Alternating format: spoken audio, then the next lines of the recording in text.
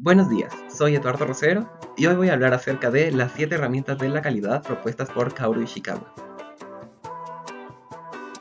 Estas son las 7 herramientas que se van a estudiar el día de hoy.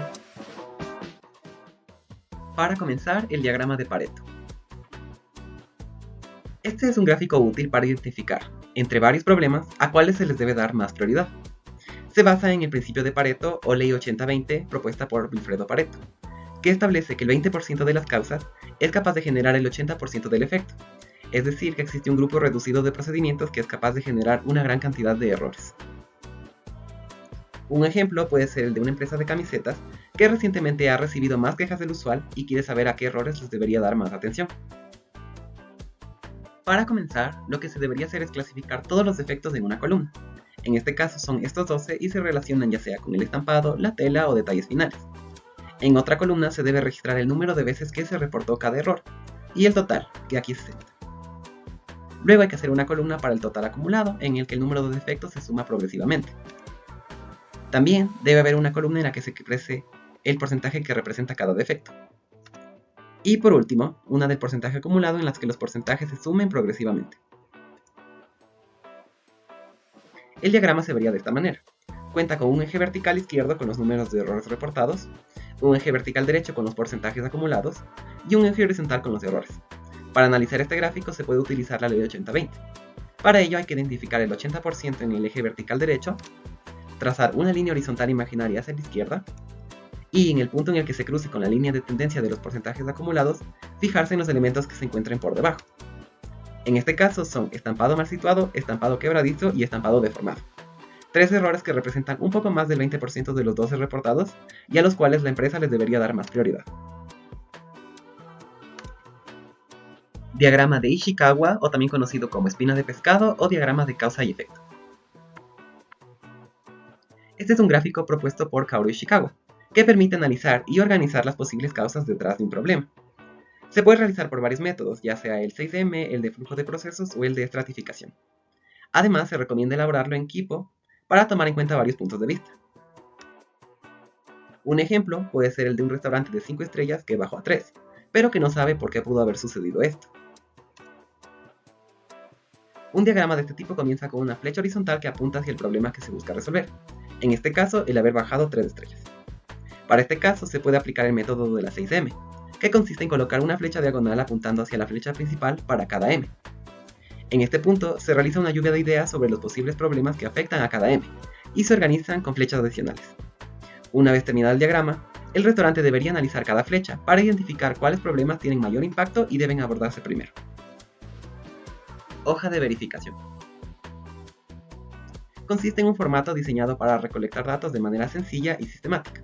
Una de sus fortalezas es que suele permitir un análisis visual inmediato, de modo que al observarla se pueda identificar rápidamente cualquier problema. Un ejemplo puede ser el de un restaurante que recibió una inesperada queja por falta de higiene en sus baños, y no sabe por qué pudo haber pasado.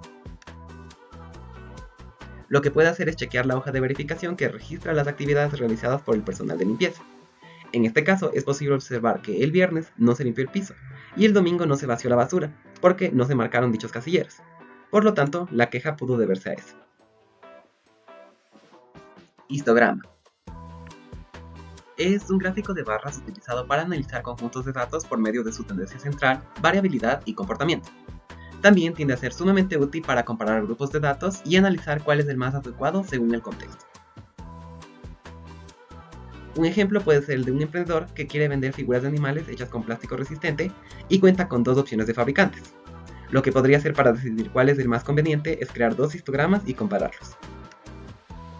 Estas son 2 tablas necesarias antes de graficar los histogramas. Ambas contienen el peso en gramos que pesaría cada figura si se trabaja con alguno de los 2 fabricantes. Estos valores se pueden visualizar mejor a través de estos histogramas. Como se puede observar, las figuras del fabricante A pesan más que las del fabricante B. Debido a que el peso del plástico suele ser directamente proporcional a su resistencia, en base a esta información, el emprendedor podría llegar a la conclusión de que el fabricante A utiliza un plástico más resistente, como ABS por ejemplo, y el B alguno como polipropileno. Por lo tanto, la primera opción es la que se ajusta más a sus necesidades. Diagramas de dispersión. Es un gráfico que compara las maneras en las que las variables de entrada, pueden afectar a sus variables de salida. Su análisis se puede hacer por medio de la interpretación de su coeficiente de correlación y la observación de cómo se comportan las variables numéricas. Un ejemplo podría ser el de una empresa de peluches que recientemente recortó los tiempos de capacitación de su personal y ha empezado a experimentar un aumento en sus errores de producción, por lo que quiere saber si estas dos variables se relacionan realmente.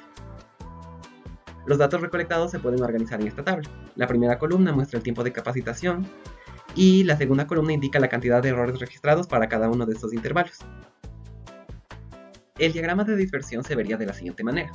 En el eje horizontal se encuentran las variables independientes, es decir, el tiempo de capacitación, y en el eje vertical las variables dependientes, en otras palabras, el número de errores. Al trazar los puntos y añadir una línea de tendencia, se observa que, a medida que aumenta el tiempo de capacitación, disminuye el número de errores.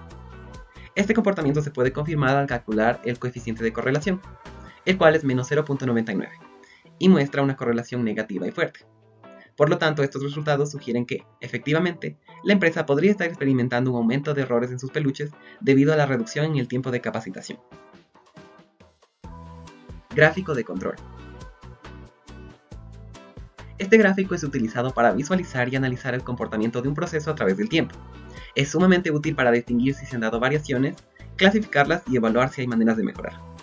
Cabe recalcar que para el análisis de estos diagramas las variaciones pueden ser comunes o especiales. Un ejemplo puede ser el de una frutería que se ha dado cuenta de que sus ventas de manzanas se han reducido desde que cambió de distribuidor en julio, y quiere saber si realmente estas variables se relacionan. Para eso, estas tablas proporcionan todos los datos necesarios. En la primera se comprenden los 12 meses del año y las manzanas vendidas en cada mes. Con la ayuda de herramientas como Excel se pueden calcular los valores para la segunda tabla, entre ellos la media aritmética, la desviación estándar y los límites superior e inferior, que suelen variar dependiendo de cada caso, pero aquí representan la media más y menos una desviación estándar respectivamente. El gráfico se vería así. Presenta un eje vertical para las ventas y un eje horizontal con los meses del año. Incluye líneas horizontales que representan la media y los dos límites, así como una curva de Gauss a la izquierda para ilustrar la media y la desviación estándar. Aquí también se traza la línea de tendencia de las ventas de manzanas. Se puede observar que, de enero a finales de junio, las ventas superaron la media e inclusive el límite superior en 2 meses. Sin embargo, a partir de julio, mes en el que se cambió de proveedor, las ventas bajaron significativamente, quedando por debajo de la media y el límite inferior desde octubre. Esto sugiere que es posible que dicha variación especial haya realmente causado el problema. Y por último, diagrama de flujo. Esta es una representación gráfica de todas las actividades que se realizan en un proceso y las maneras en las que se relacionan entre ellas. Su principal característica es que cuenta con un símbolo para representar cada tipo de actividad. Los rectángulos son para las operaciones generales, los rombos para los puntos de verificación o de decisión, y los círculos para puntos de inicio y fin, insumos o resultados. Un ejemplo puede ser el de un restaurante italiano que se ha dado cuenta de que se tarda mucho tiempo en entregar sus lasañas y quiere saber qué partes del proceso podrían ser optimizadas. El diagrama se vería de esta manera, mostrando un proceso ordenado y preciso. Sin embargo, se puede observar cómo disponen de láminas de lasaña y carne molida preelaboradas, pero preparan una porción de salsa bechamel individual para cada pedido, lo cual requiere 2 pasos adicionales. Por lo tanto, para optimizar este proceso, sería conveniente tener salsa prehecha. Y listo. Espero que este video haya sido útil para entender las 7 herramientas de la calidad. Muchas gracias.